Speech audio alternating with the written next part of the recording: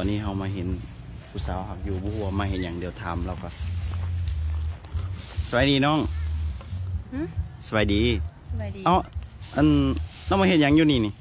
มาจ้างทางสวนเขา ทางสวงอ่ะโอ้น้องอยู่บ้านนี่หวะ อยู่ข้างๆนี่แหละ อ๋ออายุจากปีอะไรนี่ อ๋อหากะสภาหนึ่งหลายดอก เอาว่าเทพว่าเทพบอกอายุเทพอายุเทพเลย อายุค่อย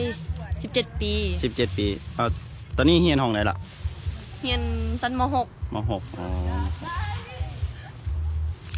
ไหนแล้วเดี๋ยวไอ้ขอสัมผัสดื่มกันได้ปะ ได้ อ่ามหกวันนี้ แม่น มาผู้เดียววันนี้ หมู่เมืองหมดละ โอ้มาเฮ็ดผู้เดียวมาเฮ็ดสวนน้องเฮียนอยู่บ้านไหน อยู่บ้านหินเหิบ ห้องเฮียนมอซอหินเหิมเหรอ แม่น อ๋อแล้วชิเมื่อจากไหนในวันนี้ย่างมาปะ อันเขาไปหับมาละเดี๋ยวนี้เขาเมือปะละ ก็ป้าละโอ้แสดงว่าตอนในย่างเมื่อ ได้ยางเมือ เออตอนนี้อันไอ้ถามได้บ่น้องมีแฟนหรอวะ แฟนวะบ่มีมันตายแล้ว อ๋อโสดยังโสดวันนี้อ๋อน้องเขายังโสดเลยขอบใจเด้อเดี๋ยวไอ้กลับก่อน โดย อ๋อโอ้มาทางสวนผู้เดียวถ่ายตัวด้วยเนาะ